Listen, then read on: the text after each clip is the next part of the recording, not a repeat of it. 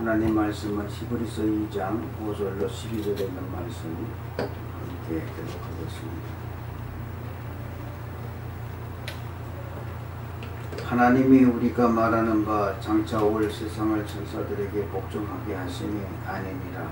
그러나 누군가가 어디에서 증언하여 이르되 사람이 무엇이기에 주께서 그를 생각하시며 인자가 무엇이기에 주께서 그를 돌보시나이까. 그를 잠시 동안 천사보다 못하게 하시며 영광과 존귀로 관을 씌우시며 만물을 그 발 아래에 복종하게 하셨으니라 하였으니 만물로 그에게 복종하게 하셨은즉 복종하지 않은 것이 하나도 없어야 하겠으나 지금 우리가 만물이 아직 그에게 복종하고 있는 것을 보지 못하고 오직 우리가 천사들보다 잠시 동안 못하게 하심을 입은 자 곧 죽음의 고난 받으심으로 말미암아 영광과 존귀로 관을 쓰신 예수를 보니 이를 행하심은 하나님의 은혜로 말미암아 모든 사람을 위하여 죽음을 맛보려 하심이라. 그러므로 만물이 그를 위하고 또한 그로 말미암은 이가 많은 아들들을 이끌어 영광에 들어가게 하시는 일에 그들의 구원의 창시자를 도나를 통하여 온전하게 하심이 합당하도다. 거룩하게 하시는 이와 거룩하게 함을 입은 자들이 다 한 근원에서 자란 난지라. 그러므로 형제라 부르시기를 부끄러워하지 아니하시고 일세 내가 주의 이름을 내 형제들에게 선포하고 내가 주를 교회 중에서 찬송하리라 하셨습니다. 아멘.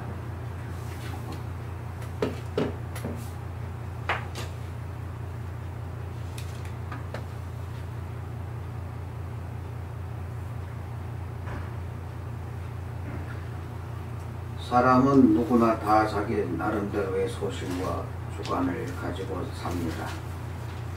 이것이 긍정적이기도 하지만 반대의 결과를 가져오기도 합니다.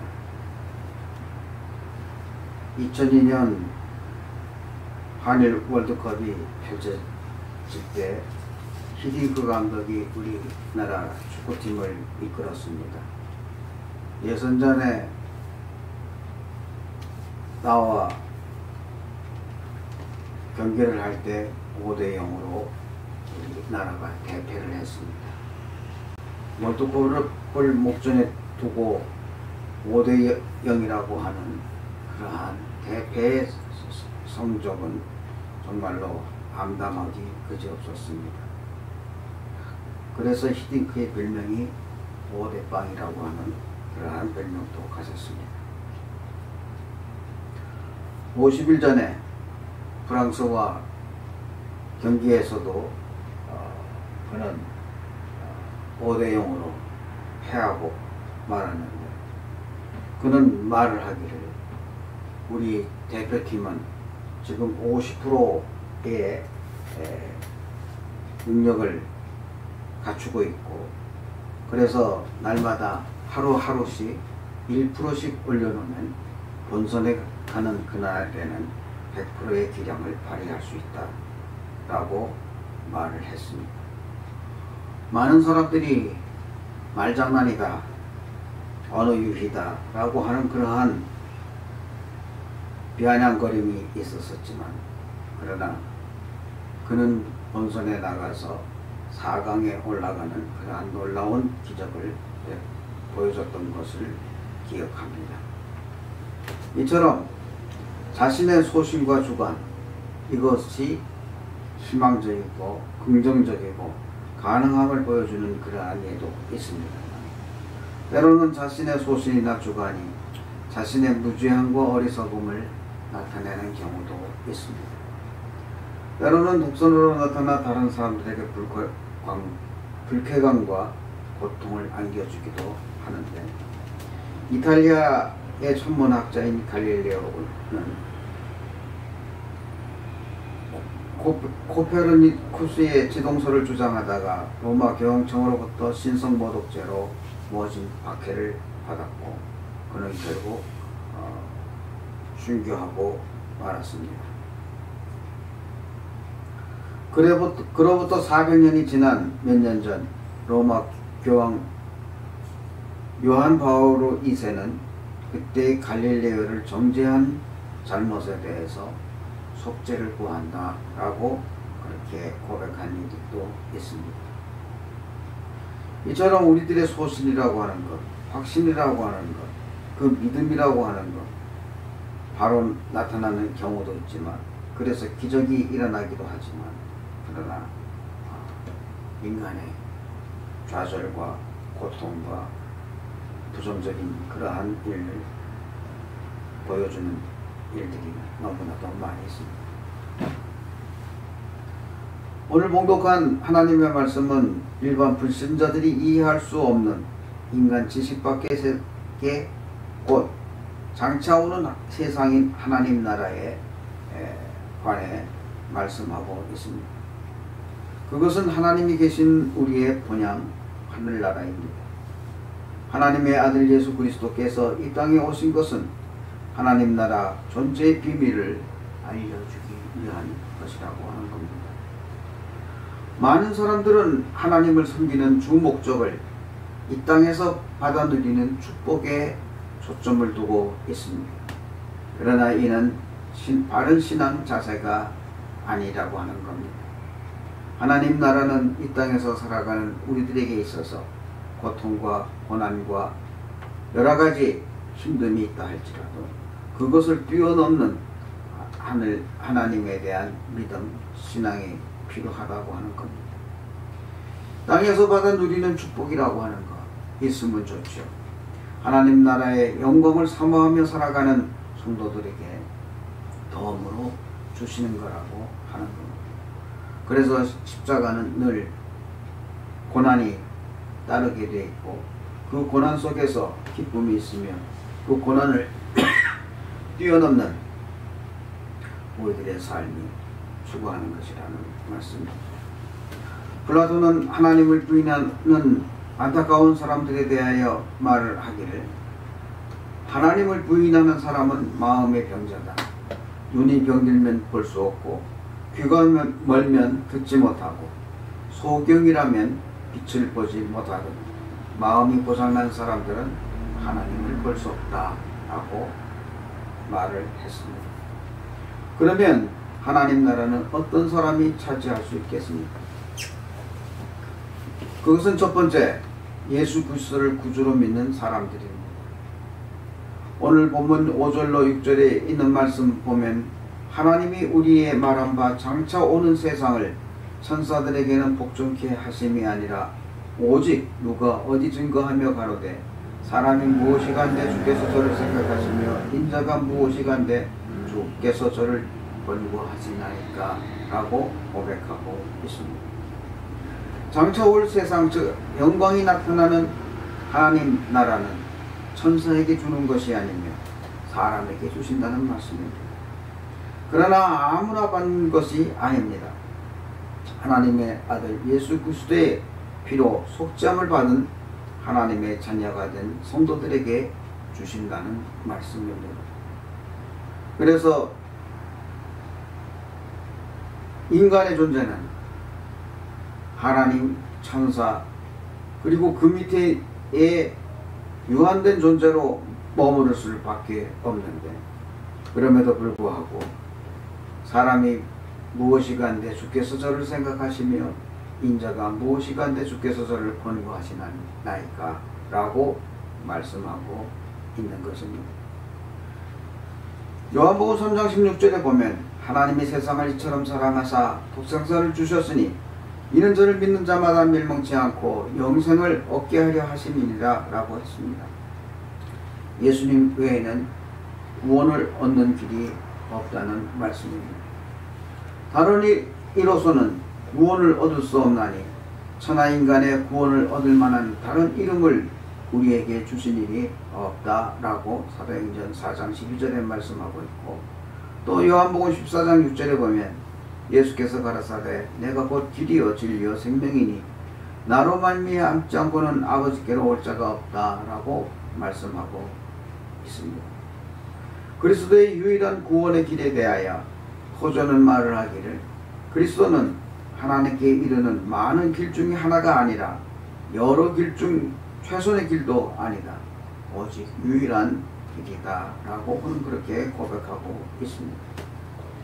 인류의 죄를 지시고 십자가에 죽으신 분이 예수 그리스도밖에 없으며 죽음 권세를 이기시고 무덤에서 부활하신 분은 바로 예수 그리스도밖에 없다는 이유입니다. 그리고 현재 인류의 문화와 문명에 기독교만큼 큰 영향을 끼친 종교가 없습니다. 이는 모두 하나님이 인간의 생명과 만복의 근원이 되신다고 하는 사실을 우리에게 일러주고 있는 것입니다. 두 번째로 생각할 수 있는 것은 고난받는 사람들입니다. 본문 9절에 보면 오직 우리가 천사들보다 잠깐 동안 못하게 하심을 입은 자 곧 죽음의 고난 받으심을 인하여 영광과 존귀로 관쓰신 예수를 보니 이를 행하심은 하나님의 은혜로 말미암아 모든 사람을 위하여 죽음을 맛보려 하십니다 라고 말씀하고 있습니다. 또한 10절에 보면 너희 구원의 주를 고난으로 말미암아 온전케 하심이 합당하도다 라고 했습니다.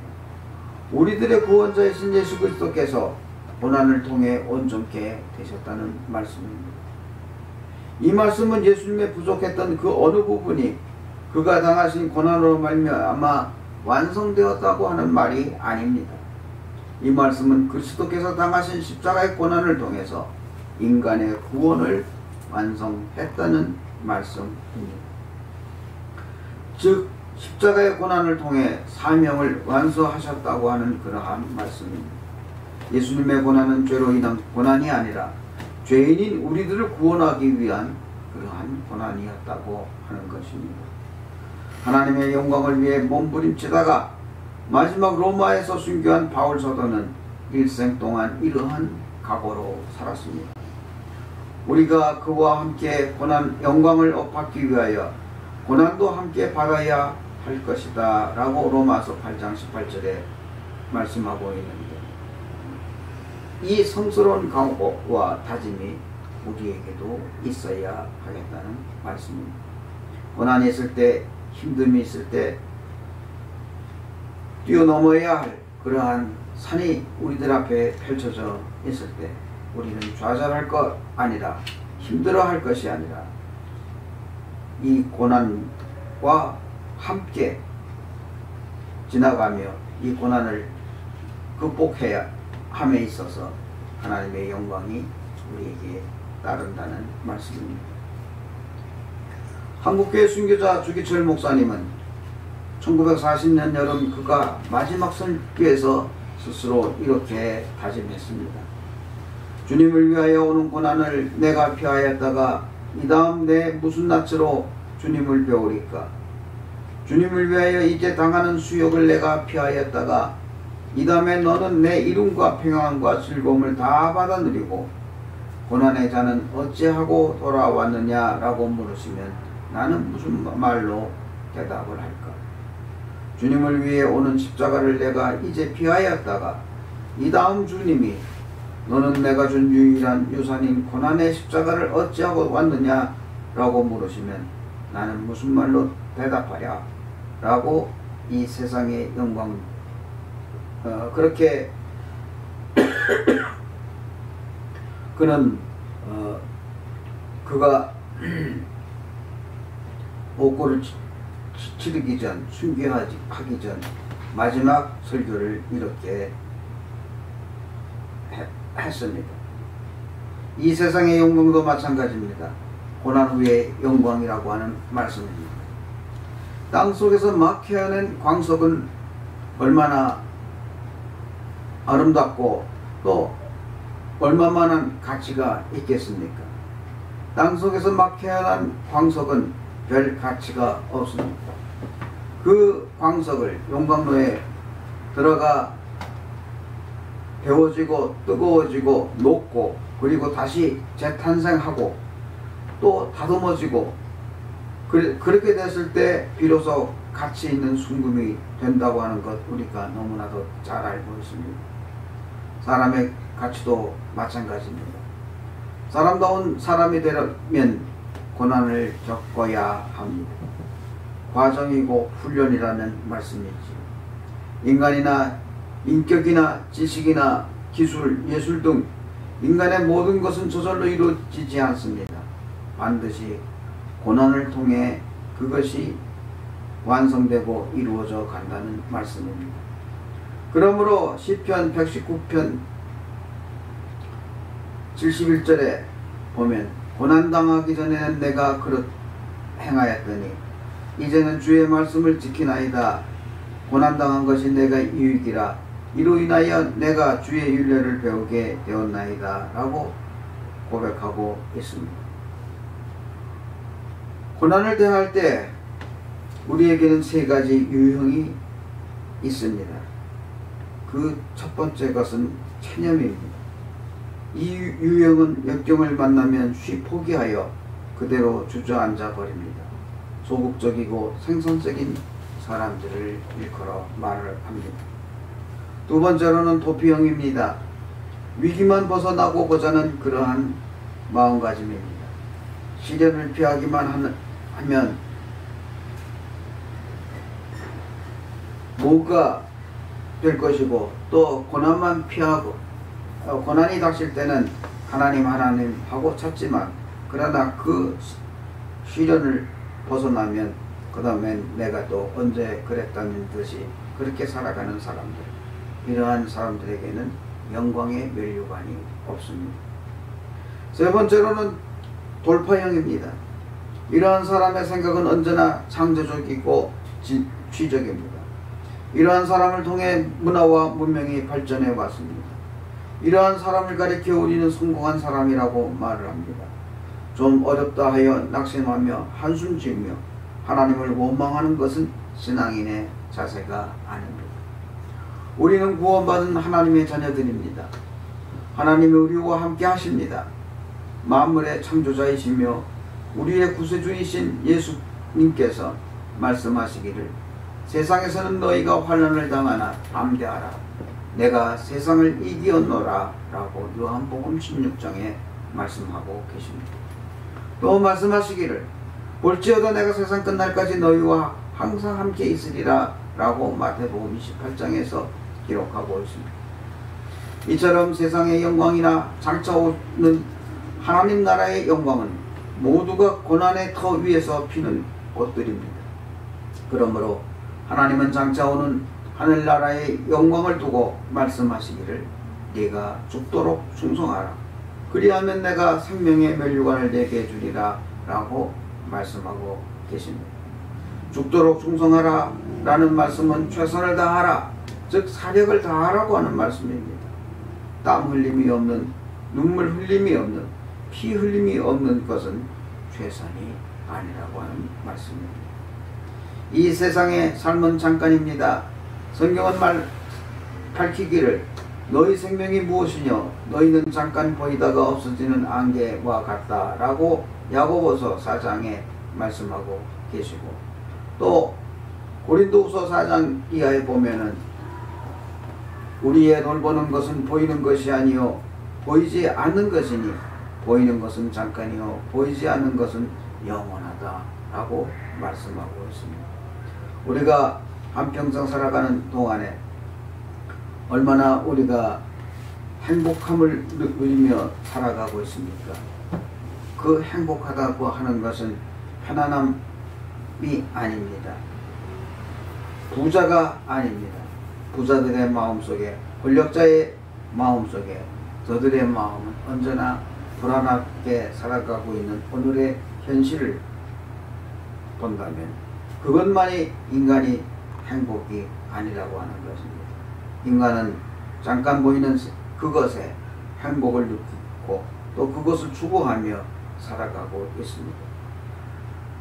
많은 것이 있다면, 권력이 있다면, 명예가 있다면 우리는 잠시 편안할는지는 모르지만 그것이 진정 우리가 원하는, 또 하나님께서 허락하시는 행복은 아니라고 하는 것입니다.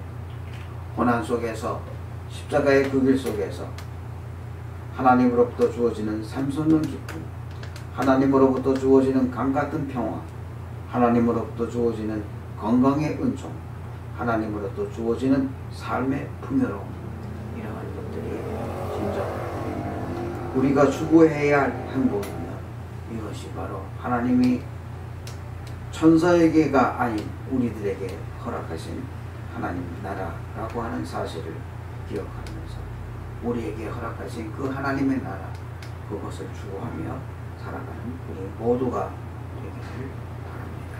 기도하겠습니다. 고마우신